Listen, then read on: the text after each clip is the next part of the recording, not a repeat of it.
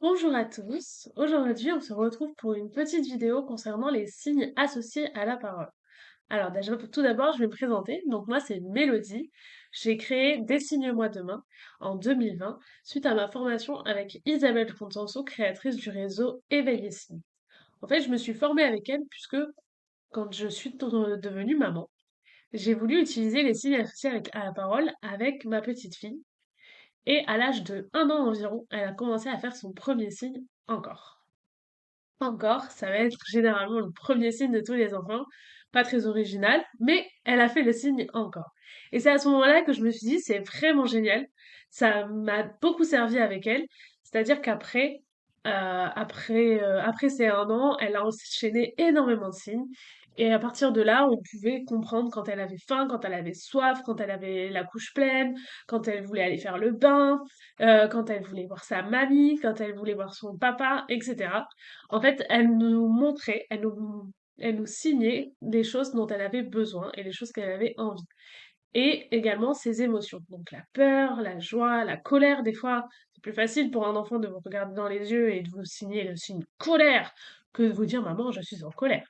Voilà. Donc, on a voulu utiliser ça avec elle et ça a super bien marché. Et donc, par la suite, j'ai voulu me former moi aussi pour pouvoir animer des ateliers avec les parents. Dessiner associé à la parole, qu'est-ce que c'est? Maintenant, c'est bien beau tout ça, mais qu'est-ce que c'est exactement? En fait, le principe, ça va être d'utiliser des signes de la langue des signes française, euh, donc qui sont utilisés par les sourds, mais que nous, on va utiliser avec la parole pour associer le signe, le mot, le concept.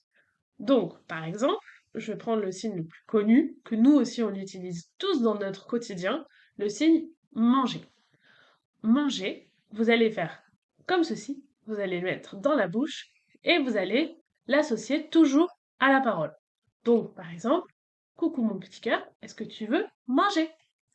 Est-ce que tu as faim? Donc, est-ce que tu veux manger? Votre enfant va associer le signe manger, l'action de manger et le mot manger pour qu'après il puisse reproduire le signe et ensuite après il va pouvoir l'exprimer à l'oral quand il aura l'acquisition de la parole. Mais le signe manger, il va pouvoir le reproduire à partir de l'âge de 6 mois environ. Les plus précoces, entre guillemets, les enfants les plus précoces vont pouvoir signer le signe manger à partir de 6 mois. Euh, Après, il y a des enfants qui peuvent signer beaucoup plus tard. Il y a des enfants, si on commence à signer avec eux plus tard, ils peuvent signer naturellement dans les prochains jours qui suivent. Mais l'intérêt, c'est vraiment de commencer dès la naissance, déjà pour que vous vous familiariser avec l'outil, pour que vous puissiez eh ben, mettre les signes dans votre parentalité quotidienne, donc pour changer la couche, manger, encore, fini, etc. C'est des signes qui ne sont pas forcément très instinctifs. C'est quelque chose qui n'est pas très instinctif de signer, de parler avec ses mains. Pour beaucoup de personnes, c'est difficile.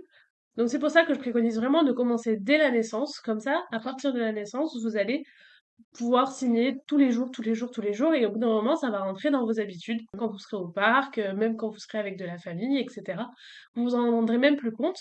Et du coup, vous utiliserez les signes tous les jours. Et c'est à force de répétition, à votre maison, chez vous, puisque c'est pas un atelier que l'enfant va apprendre les signes. Vous allez les apprendre à un atelier, mais votre enfant, il va pouvoir les reproduire parce que vous lui faites tous les jours, tous les jours, tous les jours, tous les jours, tous les jours. Alors oui, c'est fatigant au début, quand on est en plein repas et qu'on dit «Tu en veux encore? Non? Tu as fini?» et qu'on dit ça 50 fois pendant le repas, mais au final, votre enfant, il va pouvoir vous dire au bout d'un moment «Encore!» ou alors tout simplement vous regardez, vous faire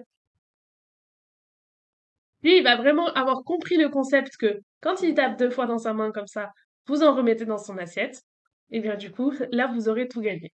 Votre enfant pourra communiquer avec vous et vous allez voir, la relation va être privilégiée. Vous aurez plus d'interaction avec vos enfants puisque vous allez pouvoir utiliser enfin, vous allez vous forcer entre guillemets à utiliser les signes. Donc vous allez vous forcer à parler encore plus avec votre enfant que vous ne le faites déjà. Donc, votre enfant va avoir moins de frustration puisque du coup il sera compris plus facilement. C'est sûr que à l'âge d'1 an, il y a des moments où on comprend pas forcément l'enfant. Qu'est-ce qui se passe?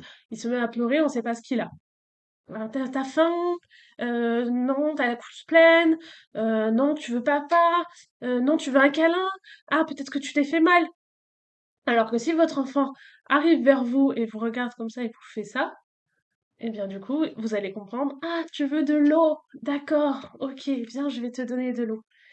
Et à partir de ce moment-là, ça va être, la relation va être plus calme, plus sereine, et vous allez être vraiment en communication avec votre enfant. Donc les signes associés à la parole, c'est vraiment utile. Donc dès la naissance, jusqu'à l'apprentissage complet de la parole. Par exemple, un enfant qui a 3 ans et qui a du mal encore à communiquer, qui a du mal à dire certains mots. Enfin, par exemple, ma fille, elle n'arrivait pas à dire balançoire jusqu'à tard. Et bien du coup, elle me signait balançoire, parce que c'est un mot qui est compliqué à dire, balançoire. Mais quand elle était au parc et qu'elle voulait aller sur la balançoire, elle me signait balançoire. Donc du coup, voilà, ça va vraiment vous servir jusqu'à l'âge de, oui, 3 4 ans environ, jusqu'à ce que l'enfant ait vraiment la parole complète. Je vous dis à bientôt.